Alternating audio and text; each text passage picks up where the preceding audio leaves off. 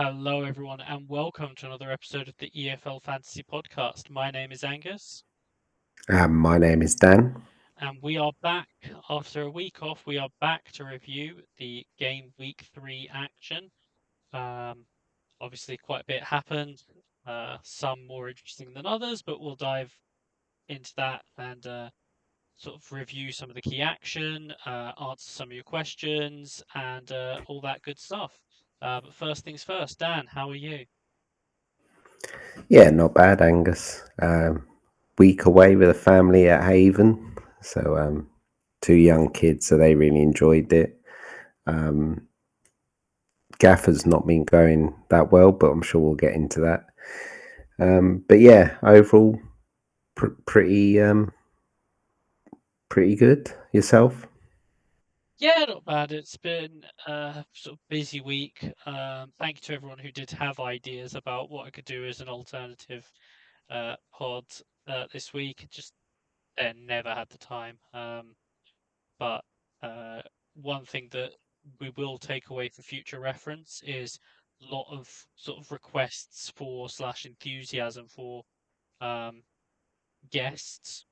So it won't be sort of a regular thing, but particularly say with the international break coming up, we might try and do something like that because it's something that it became clear people want. But yeah, otherwise, sort of ticking along. Gaffer's doing its best to sort of suck the life out of me, but we'll get onto that shortly, I'm sure. But otherwise, yeah, it's all good. Um, Yeah, I said shortly, but we'll move straight on to that in terms of how we did this week. I'll go first. Another disappointing week for me, really. I'd sort of made three moves. I'm having one of those things at the moment. We talked about it last season, to be honest, but each week, sort of, I look at my team and I'm like, uh, that looks good, and then sort of the points come up, and it's like, um, yeah, that didn't work out. So, so 62 minus 4 this week. I bought Josh Timon, Jay Robinson, and Jay Stansfield. So I had Pandor in goal for two, which was down 2 points on Kaminsky, who was on the bench. Furlong for six, Timon for three. Um, there'll be things I can add with this in terms of like the sort of letdowns. In this case, it was Josh Timon got booked in the 97th minute. Uh, Leif Davis for four. Silvera also subbed in for two for Mavididi, who was a no-show. Rodoni for 20, but no armband on him. Robinson for two, who managed to hit the post twice in one sequence. So sort of seeing a theme here. Fatawu for 11. Stansfield captain for eight. Emil Rees subbed pre 60 for one. And Hegebo vice captain for three. Um, so yeah, season feels like it hasn't really got going for me, but I guess it means that in theory, the green arrow should be heading my way. So that's the positive I'm taking from it. Uh, Dan, how did you do this week? So I got 65. Um, I done timing in. Took out Doughty, who's I think he's got a hamstring injury, so he's going to be out for a while. I got Panda in goal for two, Giles one, Timon three, Burrows and Davis four, Fellows two, Sorba Thomas, one of my transfers in game week 2, 11. Redoni 20, like yourself, no armband on him. I got Fatua, which was a nice surprise, him getting 11 points. Kyogo, vice captain for three, and Hegabo, captain for four. Um, I've been discussing over the last few days that my team's just not set up structurally right, so I'm going to have to do at least a -4, probably a -8 to get it sort of back to where I want to. Um, yeah, overall, not great. I got 65. I looked, see what the average is, and it's about 75, 80, I think. So, yeah, not a good week. But yeah, got to try and get ahead of the curve now and get those up a few places. Yeah, I mean it's the balance we were sort of talking beforehand. It's the balance, particularly when it's not been a great start, of just sort of resetting and getting some of the better options in, and like trying to get sort of ahead of the game. And I think there's a little bit of both at play here, probably for both of us, and it's just sort of working out where the balance sits with that. But yeah, I'm sure it's something that will come up later on. But next up, we've got the team news. So I'll hand back to you for that. Yeah, as always, the fantasy relevant team news. So Bristol City, McCrory's moved to left wing back. Sykes was right wing back. For Watford, Barr and Vatter were on the bench. For Charlton, Kelman was benched. Leicester, no Mavididi, Alcanush, and Justin. Um, Justin's been linked, and it looks like he's moving away to Leeds. So youngsters Monger and Page started. For Hull, they only had one fit centre back. That was Egan. Gelhart's obviously re-signed and playing right wing. For Blackburn, Denuve was on the bench. Birmingham, Laird played left back because Cochrane was out and Anderson was benched. Oxford, Volks has been benched. Wrexham, Longman and McLean were the wing backs. Moore and Broadhead as the strikers. Sheffield Wednesday, Horvath has been in goal. Charles is out injured. 4 million Palmer starting again. For West Brom, Johnston starting left wing. Portsmouth, both Bishop and Murphy are back available and starting. Sheffield United, Godfrey played right back, new signing. Millwall, as mentioned, Doughty's out injured, so Sturge played left back. Tanganga, it looks like he's leaving, so he wasn't playing. Kramer played centre back. For Southampton, 6 million Robinson is playing. For Ipswich, Clark's playing right wing. Borough Azag started. Coventry, Brandon Thomas Santi's playing right wing over Sakamoto. QPR, Walsh is in goal, and they've currently got no Poku or Chair. A new signing, Coney was on the bench but came on and scored. I'm sure we're going to get into that game in a few minutes. Yeah, we will. Some interesting stuff there. So we'll see how some of it pans out. But there's certainly some things to watch and some things that are sort of triggering the imagination when it comes to sort of transfers as well. Um, but yeah, I guess in terms of sort of diving into some of the action, as mentioned there, I'm sort of handing back to you again for the first game, which I'm sure people can guess what the first game is that we're going to talk about this week. Yeah, when we were discussing what games to do, this is probably the most obvious choice we've ever had to pick. Is Coventry versus QPR 7-1. That first half was crazy. Every time I got a flash score update, it looked like it was from Coventry. As you'd expect from a game with so many goals and assists. You got Wright with 2 goals, Thomas Asane with a goal and 2 assists, Radoni 2 goals and assists. Torp got 2 goals. There were a few others with assists. I looked at the XG though, which was quite interesting. Coventry was basically 1.3 and QPR's was 0.6. So it's one of those where, although they didn't seem like big chances, or there was like players in the way for like blocks or something, which affects the XG rating. The finishes were pretty good. Everything they hit sort of went in. As someone who's had Radoni and didn't put an armband on, it was a bit annoying. But yeah, I think we've seen in the last 2 games they've scored 12 goals. Wasn't able to watch the Derby match last week, but they apparently looked like they were a lot better attacking side. Um, Angus overall with Coventry, is it? I think you mentioned it's only Radoni in your side. Yeah.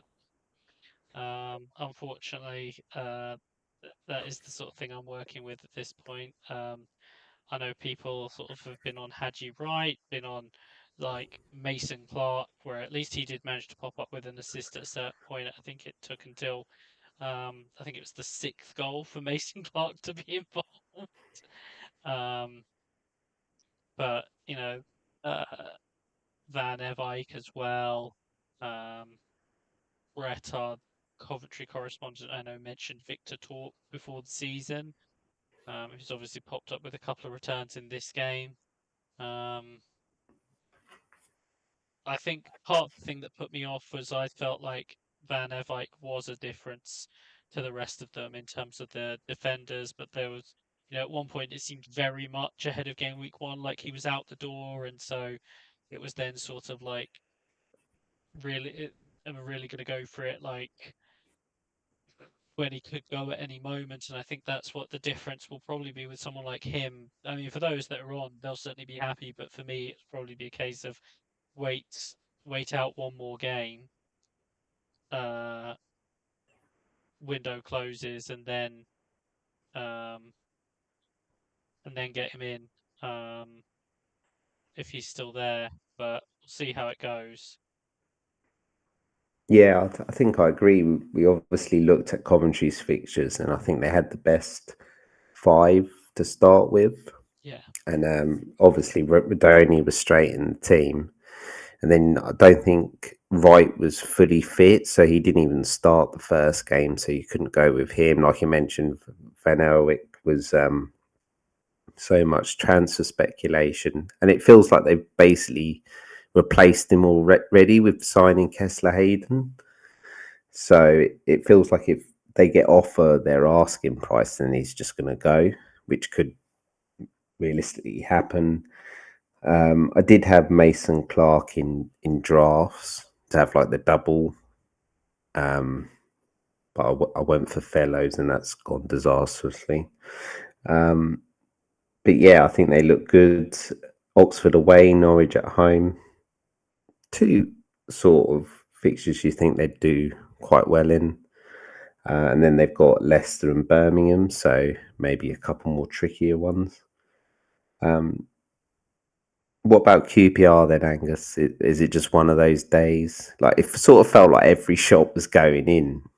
yeah, and I think Is that's the that thing you've got to think about is like we had a similar game to this with Cardiff against Burnley last season, where Burnley put a lot past Cardiff, and it really was that sort of every shot was going in. You looked at sort of the expected goals, and it was like, how have they scored this many goals? Like, what's happened here? And there's a little bit of that at play here. Like, I'm not saying it's entirely based on that, but you do end up with a little bit of that.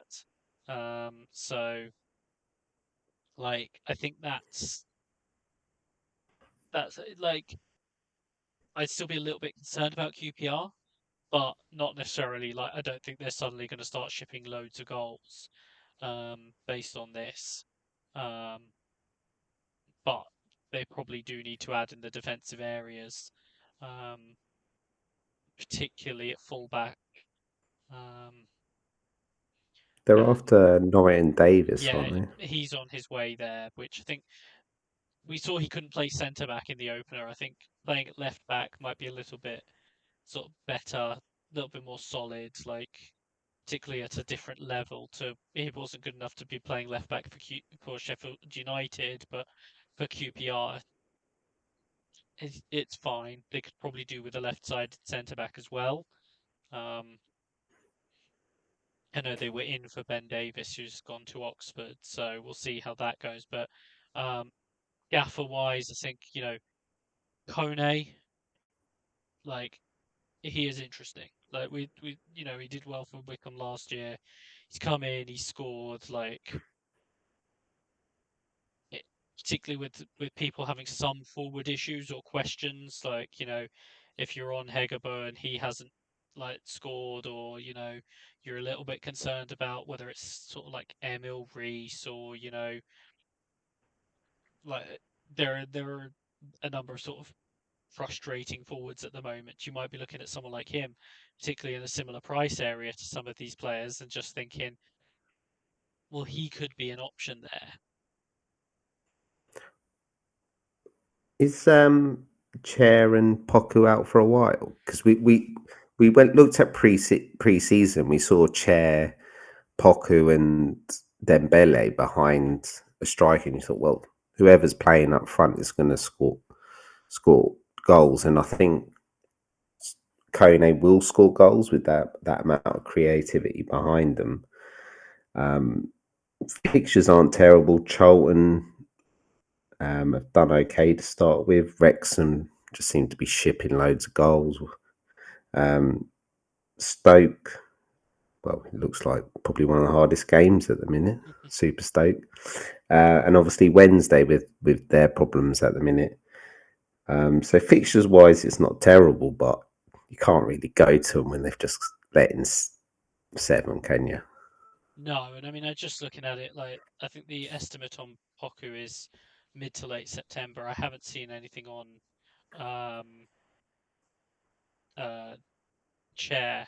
He was sort of an unexpected absence, so we'll see what the deal is with him. But um, they're It's only bringing back Saito, who they had last season as well. So they are still going to have options in that area. yeah, and also it's one more game week on then the international break, is it? Yeah, Yeah, so you might get Poku back then. yeah, quite possibly. And that then obviously, sort of this still continues to be a thing. But I think defensively, it's enough to sort of put me off unless there's significant reinforcements, and even then, I'd have to see it before I went anywhere near it. Yeah, I agree. Um, so the first game that I'm going to talk about, you'll, I mean, there was naturally going to be a downturn in goals scored, but I'm going to go to Norwich 1, Middlesbrough 2. Middlesbrough, who have started 3 from 3.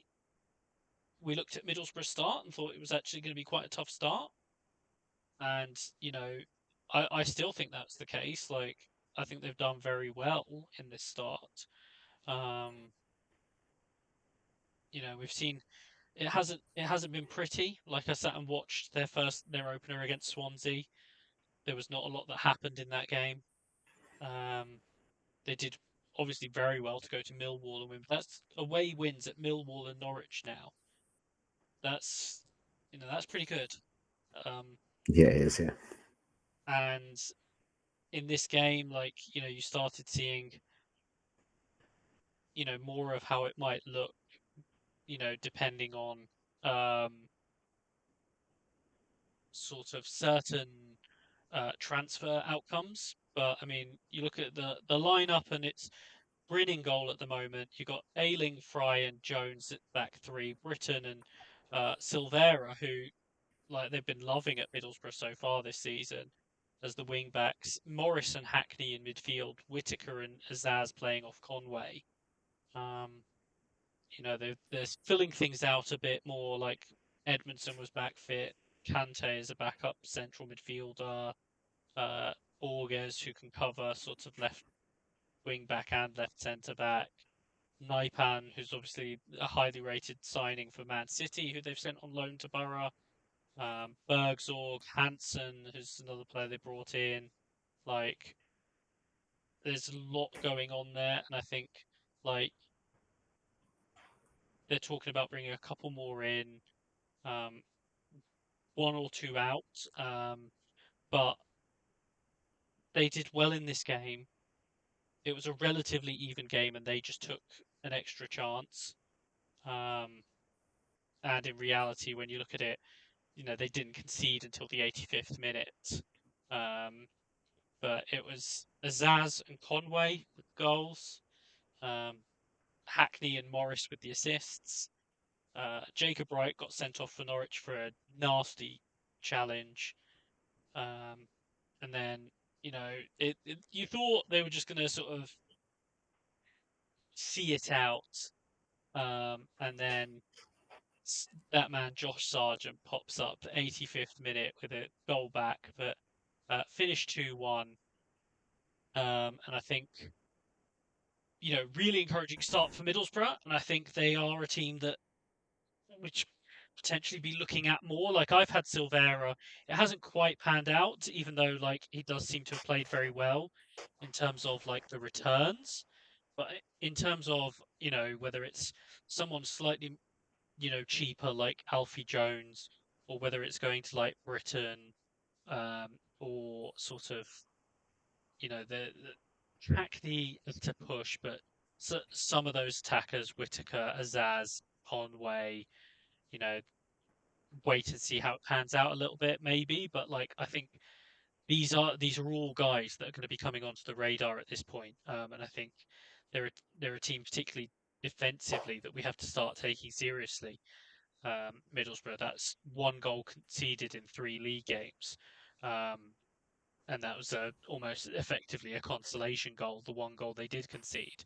Um, so I think they're one, that are going to be very much on radar um, soon. And I think Norwich, it's Josh Sargent. Um, Not sure there's much else people should be looking at with Norwich, but if Josh Sargent is still there, we know what he's capable of.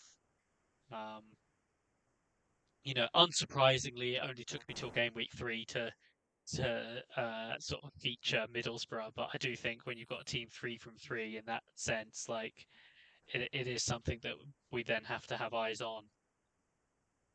Yeah, as you mentioned, especially defender wise, Alfie Jones at 4.6. Yeah, I know I think he's scored, didn't he? So yeah, he's got I think Fry might have scored as well, to be yes, honest.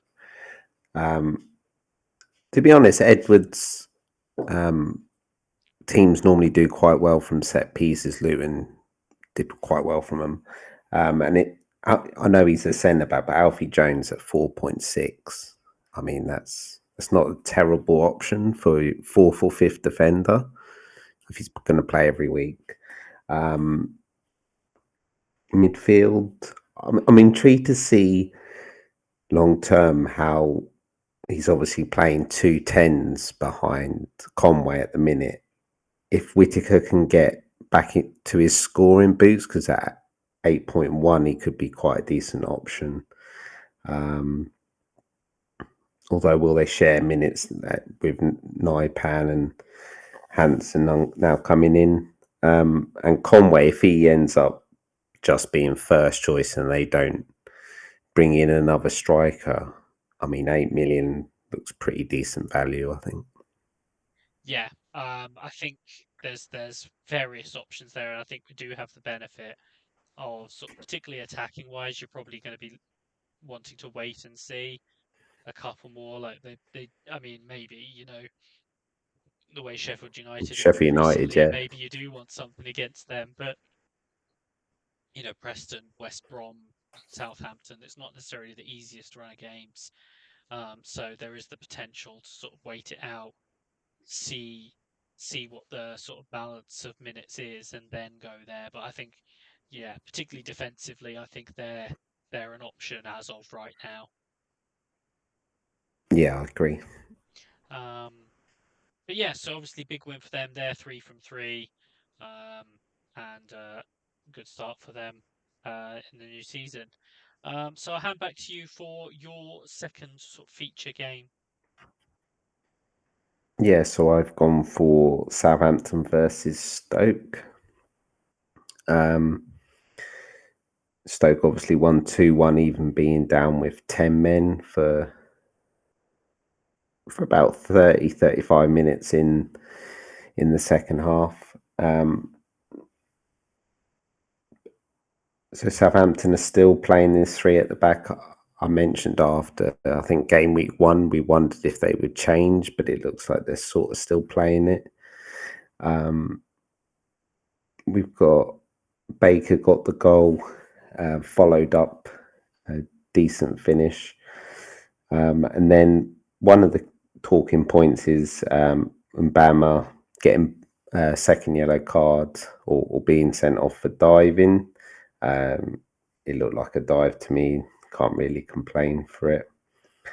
And then obviously Stoke was sort of hanging on, and Johansson wins the ball and releases Sorba Thomas, who basically runs through and scores to get to go 2-0 up. Harwood Bellis did get one back. As you mentioned, Robinson did hit the post a couple of times. I think it's really interesting with Stoke.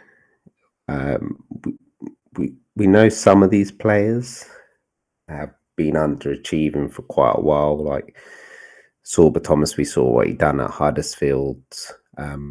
He now looks like he's involved just as much as he was for Huddersfield as he is at Stoke, and he's now not only scoring and assisting, but he's going to do well for bonuses on free kicks and things like that.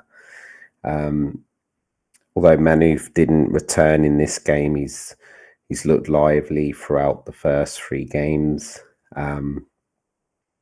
Cresswell, 4.5 defender, another decent option. And I know Mbama's got sent off, but I think throughout the season he could be an option. For Southampton, I'm still a bit confused. I'm not sure this formation's getting the best out of the players. Armstrong's not really doing too much. They've obviously got Fernandez and Robinson sort of supporting. I mean, I mentioned to you, you just look at the Southampton bench, and they've got like Stewart, Archer, Downs on the bench, and I'm just wondering like what it's going to take for some of those players to take over. Downs did come on at halftime for Armstrong. They did bring in Roslev from Brentford. He's a fullback. So I wonder long term if he's going to play this right wing back position.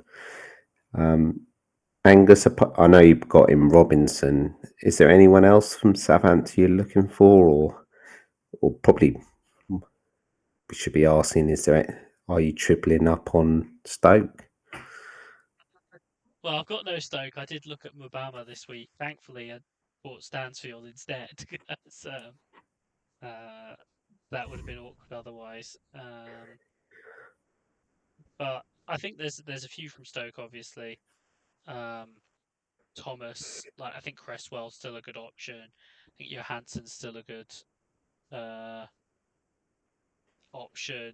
Like you got Thomas. I think Manouf, we've spoken about previously, I think is a little bit under the radar because of um, how like Sorba Thomas has been doing, but I think they're both good options.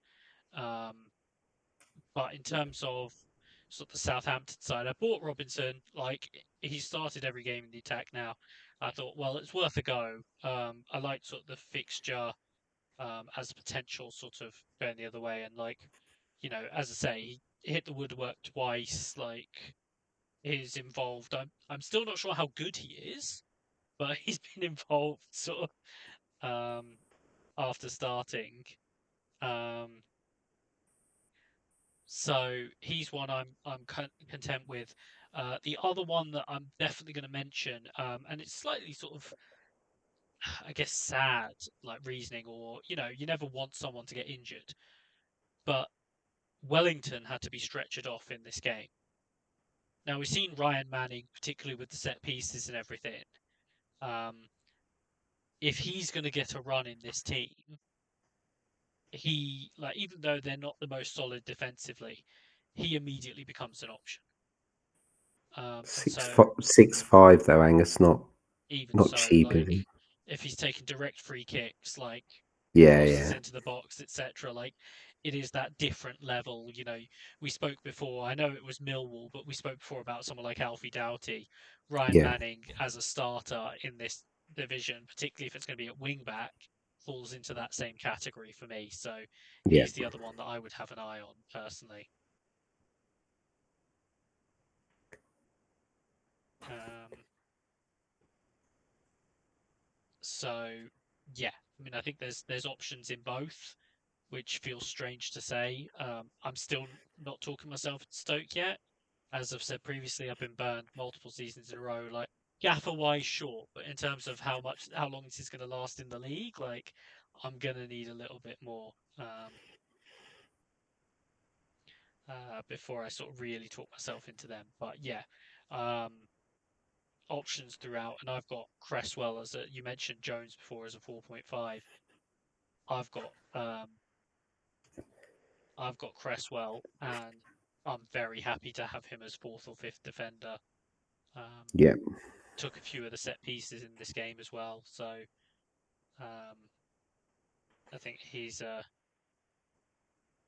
decent option, really. three of the next four at home: West Brom and Birmingham at home, QPR away, Norwich at home. Maybe a little bit trickier than what they've had so far, although they have just gone away to Southampton and beat them. So yeah, I'm just happy with Sorba Thomas. Like he can do nothing, but if it's a low scoring game, even if they lose 1-0, there's a high chance he'll still get bonus. So yeah, I'm happy to get on Sorba Thomas. It's probably been my best transfer in so far. Yeah, and I mean, I did look at him. Like I say, I'm disappointed at the outcome with buying Robinson over him, but I'm not disappointed with the sort of thought process and seeing how the game went. It's like, well, on another day, like I'm looking at that and it looks great and Yeah, sort of a gain on everyone and everything. So, but yeah, Sorba Thomas is certainly an option on radar at this point.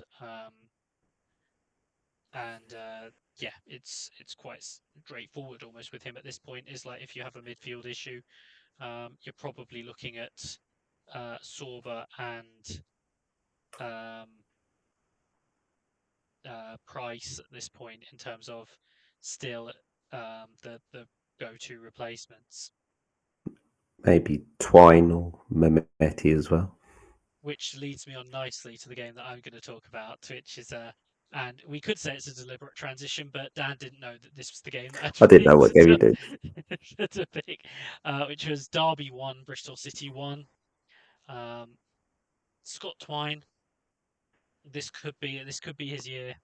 He was another one that I very much looked at this week, um, but he popped up with the goal. Sykes, as you mentioned, sort of coming in with the assist. Um, Alarm bells for a lot of people. Emil Reese subbed pre 60. Um, that would be something that I'll certainly have my eye on personally. And then relatively late on, Carlton Morris with an equaliser. Another one that I've seen around in a few teams and has sort of ticked over so far. You pointed out that's 3-3 now for him. Um, but I think it's interesting, sort of so far. You've got Bristol City. They had the opener that sort of exploded against Sheffield United, and it was sort of like, oh, they've got that one out of the way. Like now they've got this great run of games. It's going to be great. And if you had someone like Twine, you're probably still quite happy. If you had someone like McCrory, you're probably quite happy. Um, but a 0-0 at home to Charlton and a 1-1 away to Derby isn't exactly what was envisaged after that game against Sheffield I, United. I did sort of mention though about Charlton, it'll be a completely Yeah. different game with the Nathan Jones and that. Yeah, I think for a long time though, Bristol City have done quite well when they're able to counter attack. Um, I'm not sure how many of the next few games that will happen though. Mm. Yeah, I still think they're good. They're good picks. So like Twine will continually get bonus. McCrory, he's a goal and assist threat. Plus they're pretty solid defensively. even going back last year as well. So yeah, I think Bristol City always feel like they have maybe the odd one or two players that are okay options, but they really do have 4 or 5 options this year at the minute, anyway. Angus. Yeah, I think that's the thing really is like McCrory, Twine, Mametti. I still think Reese, I'm not panicking yet on Reese. Um, Particularly like we go into Hull home, Sheffield Wednesday away, Oxford home, Preston away. Like, they then go even then going to Ipswich at home, QPR at home. Like a lot of those games, you're still going to be looking to start your Bristol City players. But like, despite that run, to where I say, with particularly with Reese, with eyes on, is if he's going to be that much of a minutes threat on a more regular basis, like then I'll be sort of moving him on despite that run. Um, but for right now, it's certainly good options. I wouldn't necessarily be jumping straight into Carlton Morris, but I think particularly for if you've got someone like that you're just sort of, you're sort of waiting and seeing. Not saying that he can't return against some of these teams, but you'd probably want to get through Ipswich away, West Brom away, and then they've actually got a few decent fixtures potentially. So if you're waiting and seeing on someone like a Reese, um, that's somewhere you could be looking. Or if you've got someone who has sort of a couple of good games and then they turn, you might want to be sort of looking like, or if you're sort of waiting on someone like a Hegabo as well as another one, where if you're just waiting and seeing how he does, like Morris is just one I wanted to flag, and it's part of the reason wanted to talk about this game as someone coming out of particularly those next two games that might well be sitting there as a sort of pretty clear option at that point. Yeah, and he struggled last year, but I've mentioned he was injured all last season. I think you can just tell from the first 3 games, his movement looks a lot clearer. Um, I mean, game week 1 he scored that bicycle kick, so yeah, there's no way he was getting to that last season. Looks like he's on penalties as well for Derby. Had a very good record that Luton. He didn't miss one. And then, I mean, he was in the right place at the right time to get the equaliser. So yeah, I agree. Someone who's back on the watch list, but probably wait a couple of weeks, get those 2 games out of the way. Yeah, so that's sort of those games in terms of the sort of, I guess, the feature games. Anything else you wanted to sort of briefly mention from the others? Let me just have a look at the games. Um, I think I'm going to mention Ipswich. Um, I mean, I've only got Davis. They're not really pulling up too many trees. I know. I watched them. I think, well, we all watched them away at Birmingham. We mentioned they were pretty lucky to they got that penalty towards the end. They obviously got, I think, an okay result home to Southampton in game week 2, and they've gone away to Preston and lost 1-0. Um, is there anything to worry with Davis, Angus, here, or are we reading too much into it? I'd want to see a little bit more, um, but like it's one, to use that sort of cliche. It's on the radar or eyes on. Like the sort of the lack of production so far, even in the bonus sense, is sort of it is on radar at this point. Yeah, I agree. Any opinion on Clark going to right wing? It's something that worked, or they were better at in preseason. Yeah, Um, and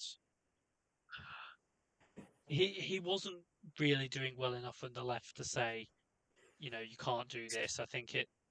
it potentially works better for both him and Philogene, which will be interesting to see how exactly it works. But yeah, I mean, it's not sort of like he was playing great on the left, and I'm worried about the impact it's going to have. Yeah, It's just sort of it's up to him to make the best of that role now. yeah, I agree. Uh, Anything else caught your eye, Angus? I was just going to bring up Kiefer Moore, Yeah, chipping in with 2 goals. Um, Big Keith. yeah, he's managed to get the 2 goals there. Um, and I think the funniest thing is like neither of them had an assist, but um, he's he's on the board, and I think he's going to be sort of in whatever they do, he's going to make a big difference. They're obviously looking to bring in sort of a few more players in there to make a real difference, and I think it will. But in terms of particularly that top end, or sort of push into the top half and ahead, but like you know, he's going to make a big difference, and so I think getting a couple of goals will make a big difference there.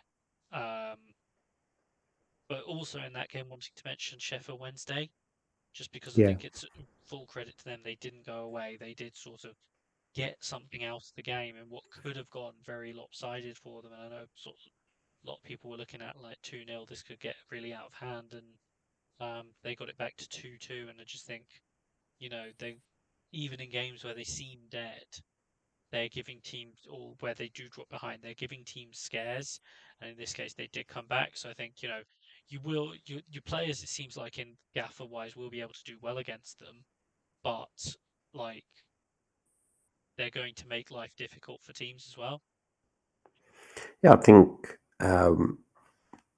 I watched the Sheffield Wednesday Leicester game, and they're creating chances. So I know they lost 3-0 to Stoke in game week 2, but they also played a cup match in I know it's only the League Cup, but and it was against Bolton, but they still scored 3 goals against uh, a top probably 6 side in Bolton. So they obviously do have attacking players that will return. Um, Home to Swansea. I mean, if they take the lead, they could quite easily get some more points on board. Um, they are allowed to sign players. Like I mentioned, they did get in Horvath. Um, I would expect a few free transfers in. Well, was it a week until the deadline day or near enough? So yeah, I don't think they're quite as bad as everyone thinks. They don't have much depth currently, but the team they can put out pretty much solid pros who are well, there's no youngsters played. Maybe Kadamatri, but even then he's had a few games at this level. So um, yeah, I think you could if you've got attackers, I'd play him, but yeah, I think they've still got a chance of scoring against you. Yeah, and I think that's all credit to them so far. I was also going to mention Millwall. Millwall's win. Obviously, it's a problem for Sheffield United, and they'll be looking at things very concerned at the moment. Millwall obviously getting on the board, a 1-0 win. Kundal goal, but Ivanovic off the mark in terms of returns, and apparently was very good in this game. Could have had more. Came away with a 9-pointer. He got top bonus. Um, you know, Obviously someone I'm a big fan of, but there's been links with the move away for him. But either way, and I think particularly if he stays, like he's another one that could be on radar very soon. But just in terms of him sort of almost getting off the mark Gaffer wise this season, but sort of they keep ticking along. Um, Concerns continue for Sheffield United. Yeah, they haven't looked good. Um, they're a lot weaker. They had loads of loans in last year, and you can tell that they've not brought in the same quality of player. And they've obviously lost Armahovic and Souza. So, yeah, I'm expecting a busy last week. Otherwise, I'm not sure they're going to be do quite as well as everyone thought. Yeah. But we'll see how it goes. Like you say, bringing in centre backs. Um, so they are sort of addressing their key areas of need. Um, but yeah, I mean, I suppose should mention big win for Blackburn. Yeah, Um, Hedges with a couple of goals, Todd Cantwell with a goal, 3-0 win.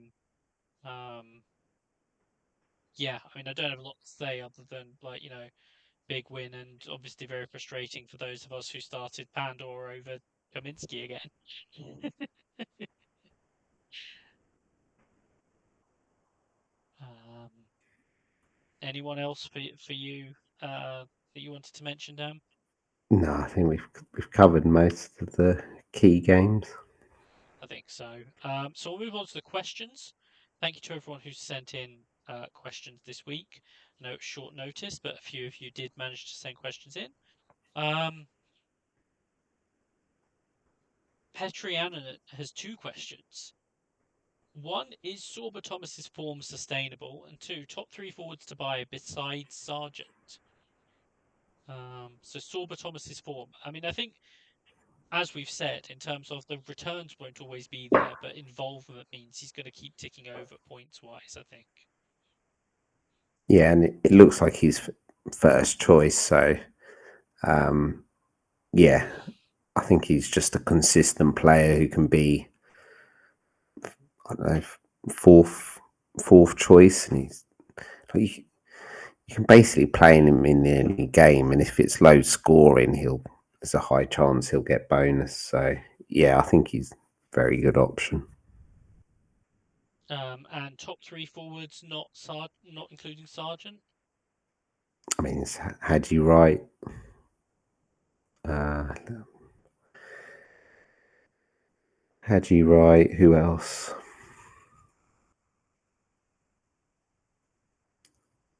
I do wonder if, like Kiefer Moore, we know Wrexham look like they're going to have to attack, otherwise they're going to lose games. So I think Kiefer Moore could be a decent option. Um,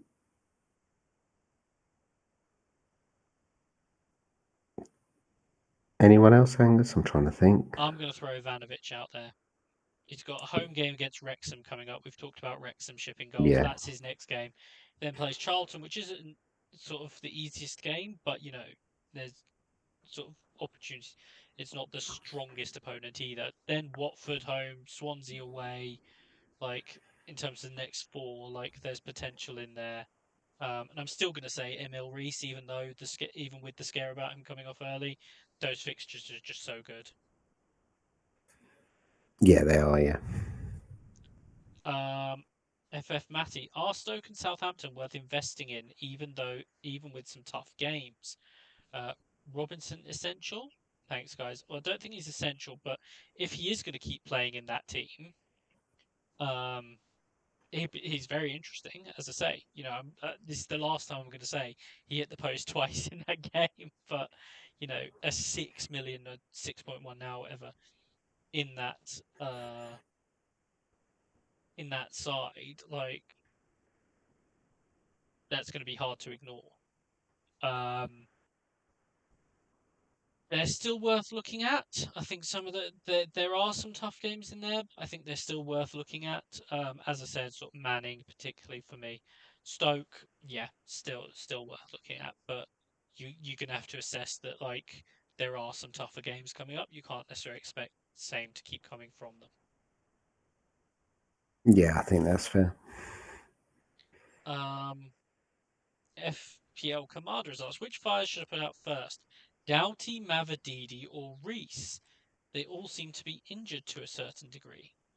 Well, I don't know anything about Mavididi or Reese being injured, but um, I think Reese went off injured though, didn't he?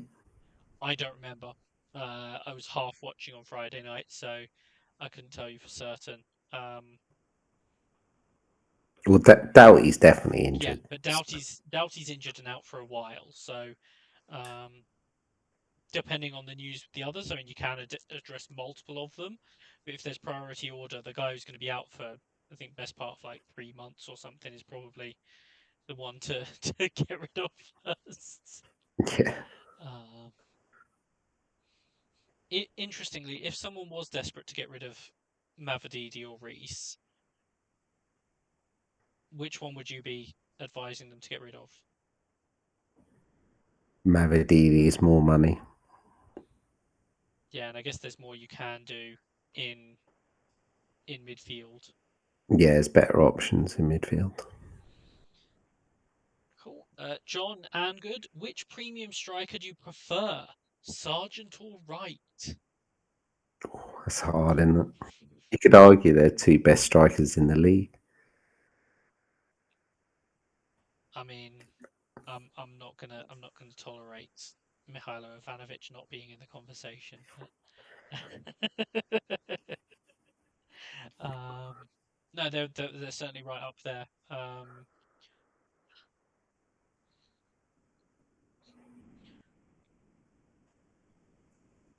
I'm gonna give Wright the slight edge because of the fixtures. I think in a vacuum, I prefer Sargent.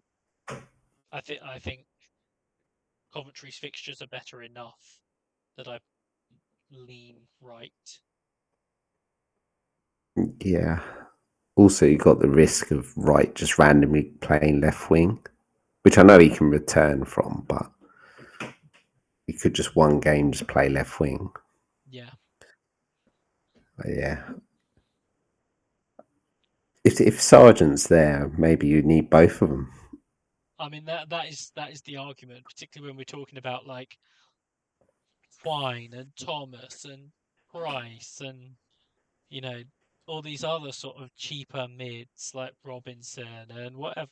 Maybe it is actually the answer that like you get all of those and you have Wright and Sargent, And Ivanovic. of course. Um, or like I talk about Ivanovic, but it could be that that one is sort of your, particularly if you're set with some of the other stuff, like when we're talking about, oh, there's a run for like Reese into Morris into Ivanovic into Kone or whatever, like, and you just do things that way. That could be the other solution with if you had those two. But I get like there's other options around, and to some degree, it's going to be tough to do that. Um, but yeah, it's a hell of a decision. Um, Non-stop FPL. Do we bin off Sheffield United assets for the foreseeable? I mean, I've got Burrows, and I mean, I thought about last week getting rid of him, and he's on the like. If I could pick my team again, I wouldn't have any Sheffield United players in it. Yeah, I mean that's fair. Burrows was the only one I went with, and I sold him this week. So in Yeah, terms of where we're at, like that's the point I had reached. And so I think there's certainly an argument for it. I know that there are some set pieces there, like that it was only a 1-0, but it's still another defeat. Like there are other options out there. You know, does downgrading Burrows get you to Josh Sargent, etc. Like, so I think it's certainly looking that way. And Mel Stars, two questions. Time to replace Hegabo, and two, chip weeks, any obvious? Well, obviously they're boosts. Um, but I think, first in terms of Hegabo, it's something I've considered in terms of he looks like a decent player, he looks like a decent sort of leading the line. I do worry a little bit about goal threat, sort of in and goal involvement. And so that is something that I'm certainly considering. And so I think if there's something that you like from another team, I'd consider moving it. Um, Boosts. Oh, I don't know. I'm not even sure which, like particularly for an away days, which is obviously one of the big ones. I'm not even sure which teams you'd want to look at being in the same week at this point. Probably Coventry, just because of the assets you have. Maybe like Coventry, Stoke. I'd still look at someone like Ipswich because I just assume it's going to come good. They've got some players to come into that team when Kajus comes into the team, like when Akpom comes into the team. I'm sort of assuming that's gonna improve a bit, and particularly as you're starting to look down the line, um, they're sort of a team you would be looking at. Um, but other than that, it's hard to say for certain. Um, I think game week 9, you've got sort of Birmingham are away at Wrexham, you've got Coventry away at Sheffield Wednesday, you've got Leicester away at Swansea, you've got Middlesbrough away at Portsmouth, you've got um, Southampton away at Derby, you've got Sheffield United away at Hull, you've got Stoke away at Blackburn, and you've got West Brom away. So something like that might be a good week to play it, but it's tough to say for certain at this point. I think follow the leader again. It's at this point I am unsure. So from my perspective, I'd say think about which three teams or three or four, 3 to 5 teams you'd want to play it on, particularly as you're going to need those triple ups, and look at the weeks that line up, because I don't have anything off the top of my head in terms of those and who's good and who you'd look to pile into and everything. I don't know if you have anything else on that, Dan. It's just a bit up in the air at the minute. Still got the transfer window open. Um, Ipswich, Leicester, and Southampton haven't started great. Sheffield United haven't started great. Um, I don't know. I think I'm just gonna save them maybe until definitely until the window and the international break is over. You obviously got a plan for away days and follow the leader. Um, but your third could be like a Jeepers Keepers, and that really doesn't need much planning, especially as I've got Kaminsky and Panda, who I think I'm not sure I'd be swapping them out anyway, to be honest. Maybe get maybe get like the Sheffield Wednesday or Wrexham goalie, but yeah, I think um, I think it's a wait and see. We need more information. I think. Yeah, I agree. So we'll see how that goes. But obviously, a lot of our sort of takes are wait and sees at the moment. But part of it is because obviously we're recording Sunday night. There is sort of a week left. Um, of the window, and so much can change, particularly in that last week of the window. So much is going to happen. Um, some teams who obviously, obviously will now feel like they need to do a little bit more. Some teams who might have been more active that now might not be as active, or their priorities have shifted positions based on certain players, that sort of thing. Um, Anything else before we sort of head off, Dan? No, I don't think so.